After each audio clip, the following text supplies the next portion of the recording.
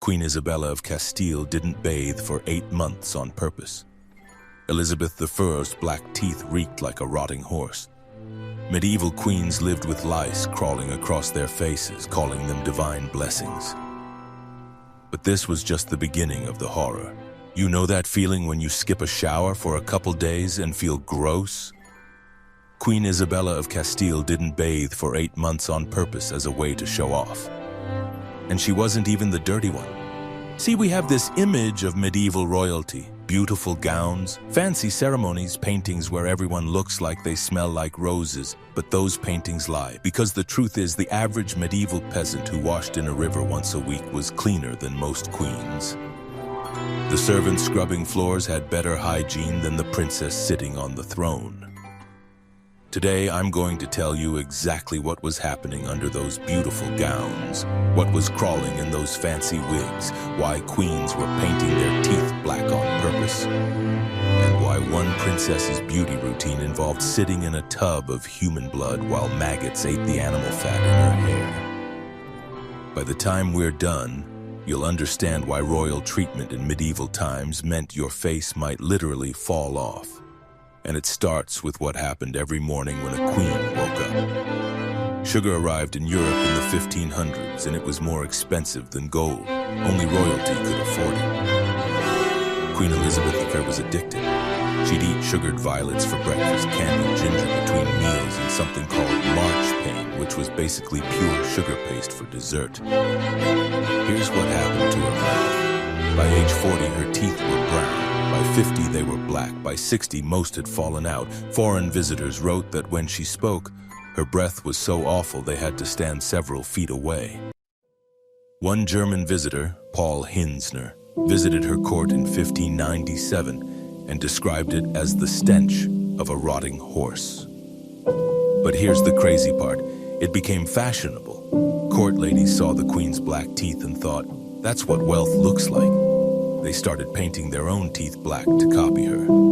Some used soot, others used a mixture of honey and charcoal that actually made their own tooth decay happen faster. Imagine the scene. A grand ball at Windsor Castle. Hundreds of nobles dancing, laughing. Every smile showing rows of teeth painted black on purpose. The smell of decay mixing with heavy perfume. One Italian visitor wrote home saying, "The English court smells like a graveyard covered in roses." And that perfume, it wasn't just for fun. It was necessary because these weren't the only smells that needed covering. We need to talk about something medieval historians usually avoid. What happened during that time of the month?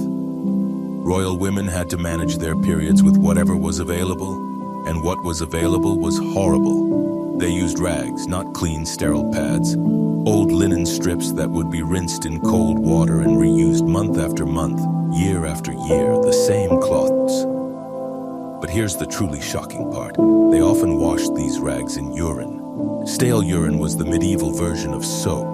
They'd collect chamber pot contents, let it sit until it turned to ammonia, then use it as cleaning solution. So these monthly rags were washed in old pee, dried, and then placed against the most sensitive parts of their bodies. A German princess's diary from 1456 describes the smell during court gatherings when multiple ladies were having their periods. She writes, "The great hall filled with such odor that the Duke ordered all windows open despite the winter frost. Some women tried other options. They'd stuff moss into cloth pouches. Moss that actually has germ-fighting properties, but they didn't know that. They just knew it absorbed blood. The same moss might be used for months growing bacteria never properly cleaned. And remember, these women weren't bathing during their periods either. Medieval medicine taught that putting a woman having her period in water could kill her by blocking the flow. So for 1 week every month, these queens added another layer of uncleanliness to their already unwashed bodies. Which brings us to the creatures that made their homes on these unwashed bodies. Every single queen, princess, and duchess in medieval Europe had lice, not might have, definitely had. It was so common that lice removal time was built into the daily schedule. Picture this. Every morning, noble ladies would sit while servants went through their hair with special combs, picking out lice and eggs. They'd collect them on a special cloth, the lice cloth, which would then be burned. This took hours every single day. Queen Isabeau of Bavaria once had such a bad infestation that she had to cut off all her hair.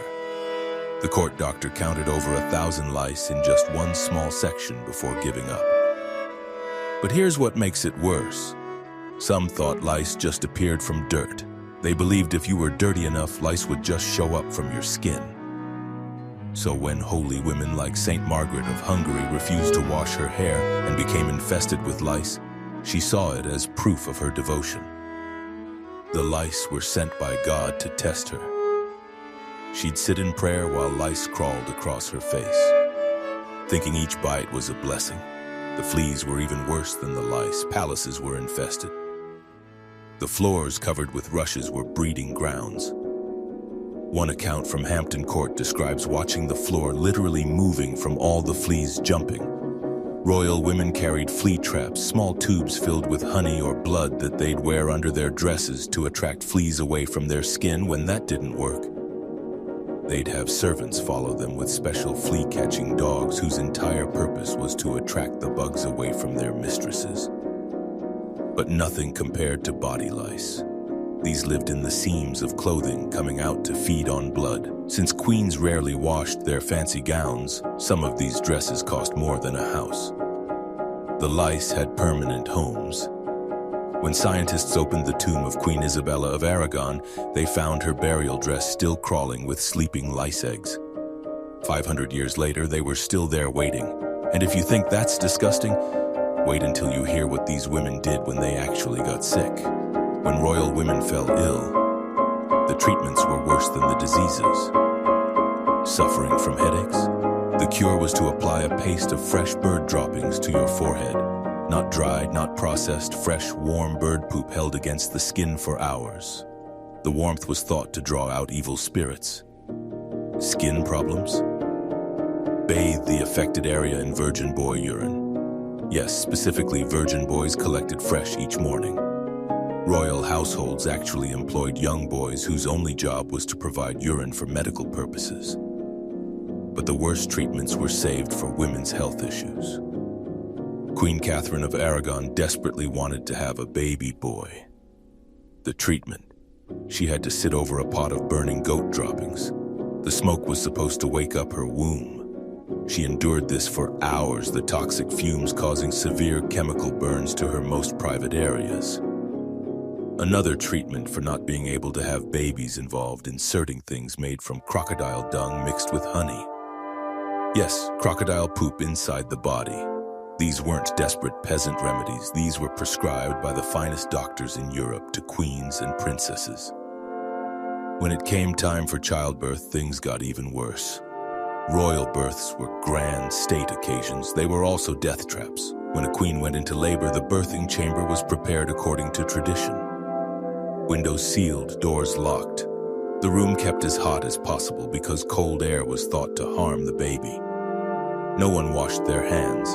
Not the midwives, not the doctors, not even the women handling the newborn. Queen Jane Seymour, Henry VIII's third wife, died 11 days after giving birth. The cause? Almost certainly infection caused by unwashed hands introducing germs into the birth canal. Her doctors had come straight from examining dead bodies to deliver the future king.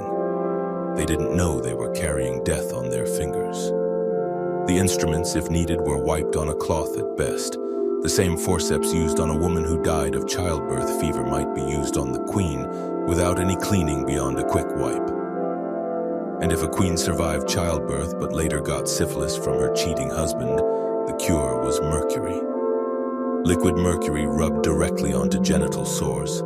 The saying went, "A night with Venus, a lifetime with Mercury." The mercury caused teeth to fall out, hair to disappear, and eventually madness. Speaking of hair, let's talk about what was living in those fancy royal hairstyles. By the 1600s, many royal women had given up on their own hair entirely. They shaved their heads and wore fancy wigs. You'd think this would be more clean, but you'd be wrong. The wigs were made from human hair, often bought from dead bodies or desperately poor women. They were styled with animal fat and flour paste to hold their shape. This combination of dead human hair, animal fat, and flour became something horrifying, a breeding ground for everything. Multiple accounts described servants finding mice nesting in stored wigs. The wigs on women's heads became ecosystems, lice, fleas, and sometimes maggots from the rotting animal fat used as styling product. Queen Christina of Sweden's wig was so infested that when she removed it during a council meeting, witnesses saw streams of lice flowing down her shaved scalp. She laughed it off, saying the lice were subjects who stayed close to their queen. The wigs were rarely cleaned because washing would ruin their fancy styles. Instead, they were refreshed with powder, usually flour mixed with white lead, so you had rotting animal fat, human hair from dead bodies, lead poison, and colonies of bugs all sitting on top of a queen's head. One French duchess's wig became so infested with maggots from the rotting paste that when she leaned forward at dinner, maggots fell onto her plate. She simply had a servant brush them away and continued eating. These wigs were worn continuously for months. At night, they'd be placed on wig stands where rats would come to feed on the fat and flour.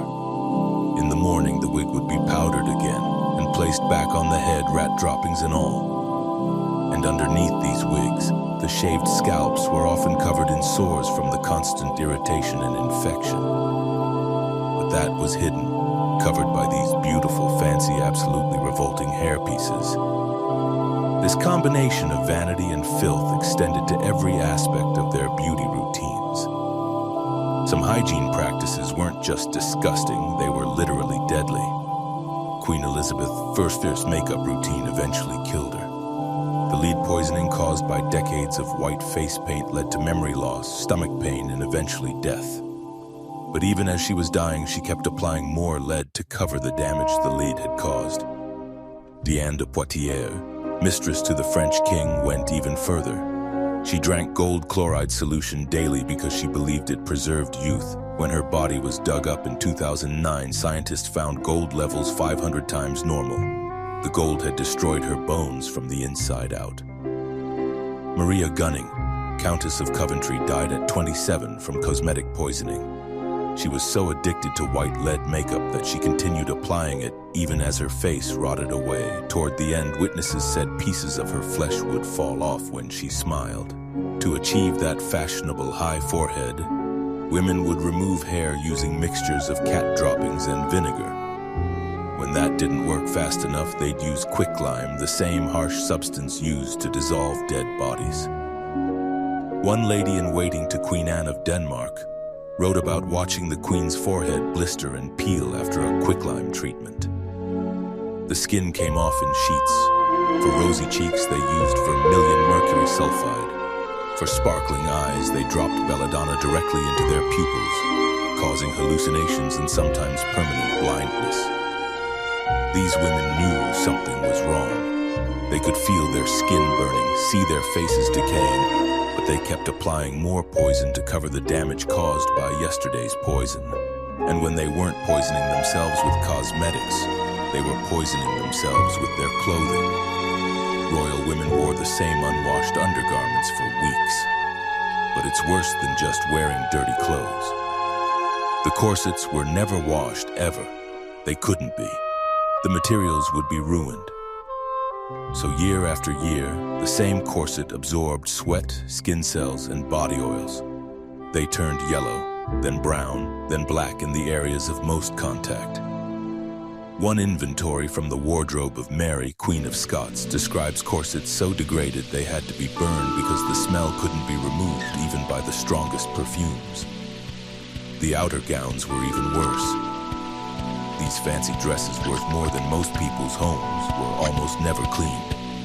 Instead, they were refreshed with perfume and smoke. Servants would hang them near fires, burning sweet herbs, hoping the smoke would cover the stench of years of sweat. Some dresses were worn for so long that they began to rot while still being worn.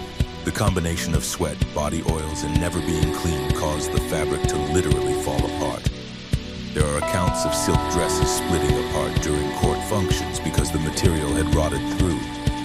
But The most shocking clothing practice involved poisoned garments. Royal women would sometimes receive gifts of beautiful dresses from rivals. These dresses were worn without washing. After all, who washes a new dress? But some were poisoned. The fabric was soaked in mercury or arsenic solutions, then dried. As the wearer sweated, the poison would be absorbed through the skin. The victim would sicken and die over weeks, never knowing their beautiful new gown was killing them. This became so common that some queens employed dress testers, servants who would wear new garments first to ensure they weren't deadly. And where did all these unwashed, potentially poisoned nobles go to socialize? To spaces that were just as filthy as they were. The Palace of Versailles, the peak of European luxury, was also the peak of filth. During grand balls with thousands of guests and limited facilities, fancy ladies would relieve themselves in stairwells behind curtains in the corners of golden rooms. One account describes finding human waste behind a tapestry in the queen's own chambers, left by a duchess who couldn't make it to a chamber pot in time. The smell was masked with perfume, incense, and scattered herbs. But underneath the roses and lavender was the stench of human waste that had nowhere to go. Chamber pots, even golden ones used by queens, weren't always emptied immediately. In winter, when emptying meant going outside, pots might sit for days. The ammonia smell would burn visitors' eyes. One Russian visitor wrote that he could smell the palace from a mile away, a combination of thousands of unwashed bodies, rotting food, human waste, and the desperate attempt to cover it all with perfume. The floors were covered in rush mats that were changed perhaps once a season. These absorbed everything: spilled wine, food, blood, urine, vomit. They became breeding grounds for rats and insects. Yet, queens in their finest gowns would walk across these same floors, their trains dragging through the filth. Even the throne rooms weren't sacred. There are multiple accounts of nobles using the bathroom behind the throne itself when court sessions ran too long. The king and queen would sit for hours pretending not to notice the smell while courtiers held perfumed handkerchiefs to their noses. And in the midst of all this filth, there were those who took it even further, who turned uncleanliness into a religious virtue. Some royal women took uncleanliness to holy extremes. Queen Isabella of Castile wasn't just avoiding baths for convenience. She believed dirt brought her closer to God. During the siege of Granada, she promised not to change her undergarments until the city fell. The siege lasted 8 months. When Granada finally surrendered, her shirt had turned black and had to be cut from her body.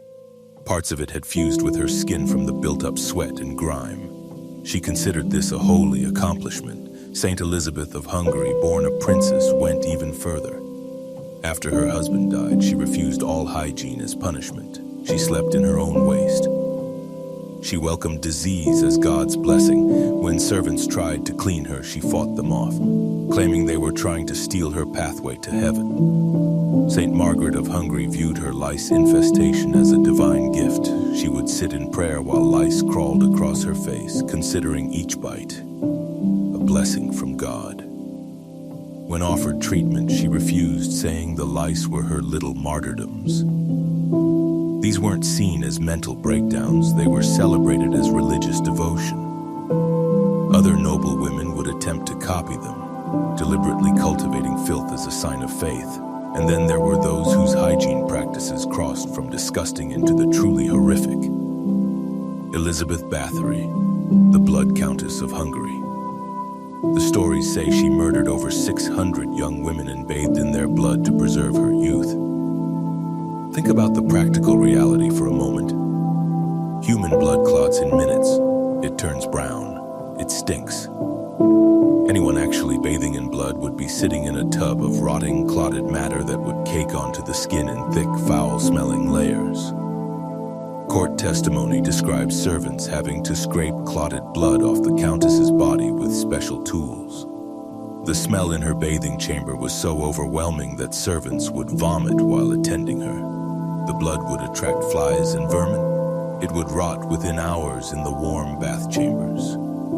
Yet Bathory allegedly continued this practice for years, sitting in tubs of rotting blood, convinced it was making her beautiful. Whether every detail is true or not, the fact that people believed it was possible tells you everything about medieval hygiene. The idea of bathing in blood wasn't seen as impossible. It was seen as extreme but understandable. After all, if queens were already bathing in milk that they then gave to the poor to drink, painting their faces with lead until the skin fell off and sitting over burning droppings for fertility, was bathing in blood really that much worse?